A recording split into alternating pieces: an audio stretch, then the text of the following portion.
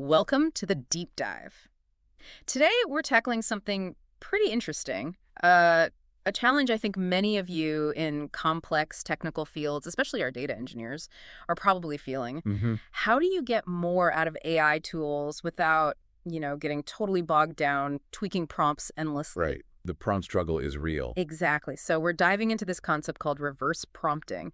It sounds like a really different way to work with these tools, It really is. It flips the script completely. Instead of you, the user, the expert, having to craft that perfect, meticulous prompt. which takes forever. Yeah, exactly. Huh. Instead, the AI actually starts asking you the questions. It takes the lead. Okay, that's different. It's a significant shift, and I think it has huge implications, especially in complex areas like data engineering. Absolutely. Because, let's be honest, prompt engineering can be a serious energy drain, right? Definitely. We've all been there staring at the screen, trying to find just the right words to get the AI to understand. They're calling it prompt engineering fatigue. Yeah, I saw that term. And the stats are kind of wild. Something like 68% of professionals apparently just give up on AI tools within 3 months because it's so frustrating. Wow, that high. Yeah. And get this, 41% say it actually makes them less satisfied with their job. That's not good. And I can only imagine for you data engineers listening, dealing with really specific technical stuff, that pain point is probably even sharper. Oh, for sure.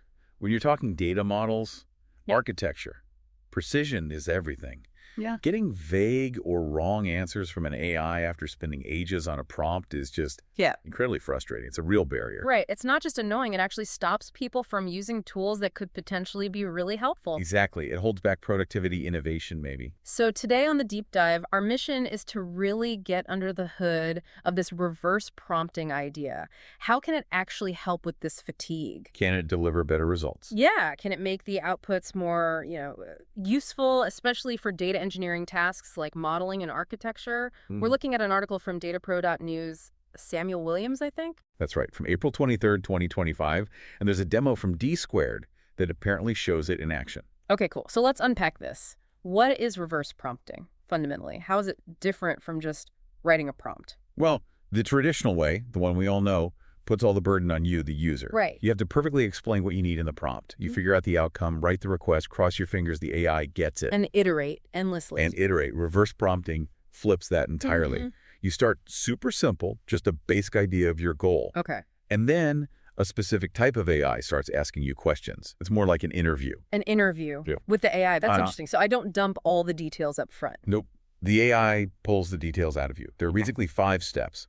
First, the initial brief, super high level. Okay. Second, the AI-led interview. And this is key. It's not your usual big language model doing this. It's a faster, reasoning-focused AI. The article mentions O3 Mini High as an example. O3 mini high. So like a specialist AI. Sort of. Think of it as built for logic, for asking smart questions quickly, for figuring things out step by step. It asks you contextually aware questions. Like a little detective figuring out my requirements. That's a good way to put it. Then, step 3 is context building. Every answer you give helps the AI ask a better next question. Ah, so it learns as it goes. Precisely. It builds up this rich understanding. Step 4, based on that whole conversation, the reasoning AI generates a really detailed, context-packed prompt. That's prompt synthesis. Okay, so it writes the complex prompt for me. Yes. And then finally, step 5 is execution. You take that AI-generated prompt and feed it to a more powerful, maybe more creative AI. The article uses O1 as an example here for the actual heavy lifting, the deep analysis or complex task. O1 being like the big powerhouse models we're used to. Yeah, exactly. The ones known for deep analysis, complex outputs, but that really need clear instructions. Right, this two-stage thing, using 2 different AIs. Why is that the magic ingredient? Why not just use one? It really boils down to what each type of AI is good at. Reasoning models, like that O3 Mini High, are brilliant at logic, at understanding context, tracking information through a conversation, step-by-step deduction. They follow the thread. Exactly. Yeah. But they're maybe not the best at, say, writing beautiful prose or super creative code from scratch. They're like sharp analysts. Got it. Good at the figuring out part. Right. Generative models, like the O1 example, are amazing at creating stuff, text, code, images. They're fluent, creative. But they can sometimes go off the rails, hallucinate. That's the weakness, yeah. They can sometimes make things up or lose the logical plot if the instructions aren't super clear and detailed? Okay, so I think I'm getting it. The reasoning AI is the smart interviewer, making absolutely sure it understands everything I need. Mm-hmm. Then it packages that understanding into a perfect instruction set, A really comprehensive prompt, yeah. which it hands off to the generative AI, the powerhouse, which can then execute flawlessly because the instructions are so good. That's the core idea. The reasoning model nails the what and why, and the generative model nails the how based on that solid foundation. Yeah. You leverage the strengths of both. Okay, theory sounds great, makes logical sense. But let's get practical. Data engineering, designing a Data Vault 2.0 model. That's complex stuff. Super complex. How would reverse prompting work there? The article apparently uses this as a key example. It does, and it's a really good one. So imagine you need that Data Vault 2.0 model for a new customer data platform. You're pulling data from, say, your CRM, your e-commerce site, and support tickets. Okay, standard sources. Traditionally, you, the data engineer, would sit down and try to write one massive prompt. You'd have to remember all the source systems, the business keys, the relationships, how history needs to be tracked, GDPR rules, performance needs, everything. Ugh. Yeah, that sounds like hours of work and guaranteed I'd forget something crucial. I've been there with simpler tasks like trying to get meeting notes summarized just so. It's maddening. Totally relatable. It's so easy for things to get missed. So how does reverse prompting tackle that scenario? Okay, so instead of that massive upfront effort, you give the reasoning AI, the O3 Mini High, a really simple starting point, something like the example they gave. Okay. I need help creating a strong prompt for an AI to design a Data Vault 2.0 model for our new customer platform. Sources are CRM, e-commerce, support tickets. Can you ask me questions one by one to build context? Your questions should build on my answers. Then create a comprehensive prompt for a more advanced AI. Right, simple. Sets the goal, names the sources, and basically says, interview me. Exactly. And then the AI takes over the questioning. It might start broad. What are the main business entities across these systems? And I'd answer like customers, products, orders, tickets, campaigns. Right. Then it would drill down, okay, for customers, what business keys do you use in each system? Well, email and CRM and support, but customer ID from the e-commerce side. Perfect. And it would keep going. Asking about relationships, about how you need to handle customer address changes, about GDPR consent flags, about the right to be forgotten. Asking all the questions a good data modeler should be asking. Precisely. Performance needs, loading frequencies, reference data. It guides you through the discovery process. So it's making sure all the bases are covered by prompting me. Yeah. And because each question builds on your last answer, it creates this logical flow, making sure nothing major gets skipped after maybe, say, 10 or 15 questions and answers. Okay. The reasoning AI has built up enough context. Okay. Then it performs the prompt synthesis step. And generates the big detailed prompt. What does that look like? Is it just my answers pasted together? Oh, no, much smarter than that. The example prompt they showed was really structured. It specifically requested things like create hubs for customers, products, orders, create links showing the relationships, design specific satellites for attributes, including how to handle history. Wow. It specified meeting a dual key approach for customers because of the different IDs, Yeah. mentioned GDPR requirements like consent tracking, talked about loading performance, reference tables, business vault views, even suggested looking into specific hash key methods and indexing.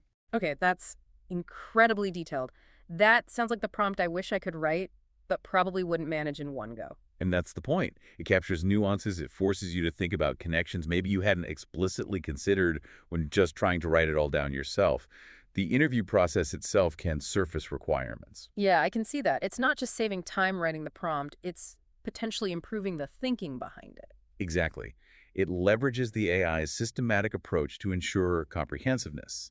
And that detailed prompt, fed to the powerful O1 model, has a much, much higher chance of producing a really solid, well-thought-out data vault design. Okay, I'm sold on the potential. What about actual results? Are companies using this seeing real benefits? The article mentioned early results. Yeah, the reported benefits are pretty compelling. People are finding it reduces the mental effort, the cognitive load. They're spending like 40 to 60% less time just battling with prompts. That's huge. Frees you up for other things. Definitely. And as we just discussed, the outputs tend to be more comprehensive because the interview process often surfaces requirements that might have been missed otherwise. Right. The AI prompts you about things you maybe forgot. Exactly, yeah.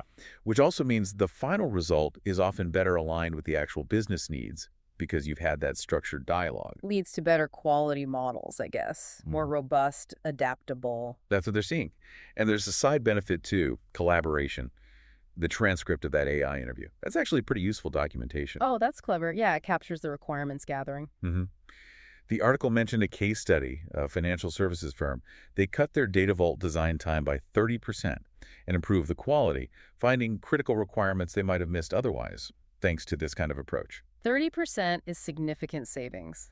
Okay, so if you're listening and thinking, right, I want to try this, what are the key things to keep in mind? Best practices. Good question. A few key things. First, choose the right tools. Use that fast reasoning AI for the interview and the powerful generative one for the final output. That two-stage approach is important. Got it. Don't try to make one AI do both jobs if they have different strengths. Exactly. Second, start broad with your initial request. Let the AI guide the questioning towards the specifics. Don't try to front-load everything. Let the interview happen. Right. Third, document it.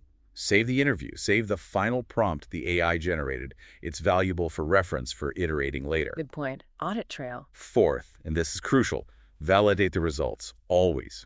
It's still AI, it's a tool. You need to review the output critically, make sure it actually makes sense for your specific context. Don't just trust it blindly. Never. And finally, especially for really complex stuff, be prepared to iterate. Maybe you need more than one interview session focusing on different parts of the problem. Okay, that all sounds very practical. Choose the right tools, start broad, document, validate, iterate. Makes sense. And this isn't just for data vault modeling, right? Where else could data engineers use this? Oh, loads of places. Think about ETL or ELT pipeline design. The AI could interview you about sources, transformations, error handling, scheduling, Yeah, finding all those steps. or data quality rules. The AI could walk you through identifying potential issues and defining the exact validation logic. Okay. Generating technical documentation could be huge. Interviewing you about a system and then drafting the docs. That would save some pain. Performance optimization, asking about query patterns, bottlenecks, indexing strategies, even migration planning, digging into the details of the source and target systems, the dependencies, the cutover plan. Wow, okay. It really is like having a super methodical assistant whose job is to make sure you've thought everything through before the real work starts. That's a great way to describe it. It structures the thinking process. So looking ahead, where does this go? Is this the future of how we work with AI in data engineering? Well, the article hints at a few things. Further refinements to this reverse prompting method, obviously. Maybe hybrid models that can do both the reasoning interview and the generation streamlining it. One AI to rule them all. Potentially, or these blend the skills better. They also mention incorporating visuals. Imagine sketching a rough diagram and having the AI ask questions about it to refine it. Oh, interesting. Interactive diagrams. And also just the AI models getting smarter about specific domains. An AI that deeply understands data vault concepts or streaming data patterns or specific cloud data platforms, that would make the interviews even more powerful. Yeah, it really feels like we're shifting from just giving AI orders to, well, collaborating with it more actively. That is absolutely the key takeaway. Reverse prompting changes the dynamic. It's more natural, feels more efficient for complex tasks. Takes the pressure off having to be the perfect prompt writer every single time. Exactly. It lets the AI handle crafting that detailed instruction set through that interview process. It directly tackles that prompt fatigue issue. And potentially leads to better, more complete results, especially for tough technical challenges like we see in data engineering. Definitely, like that data vault example shows. So here's a final thought for you to chew on as you're thinking about all this. If this interview-based approach becomes more common, how does that change things? How might it fundamentally alter how data engineers, or really anyone in a complex role, collaborates with AI day to day? What skills become more important? Maybe it's less about having all the technical details perfectly memorized up front. And more about being able to clearly articulate your needs and reasoning in conversation with an AI partner. Exactly. Being a good interviewee, perhaps. It's definitely something worth considering as these tools evolve. Thanks for diving deep with us today.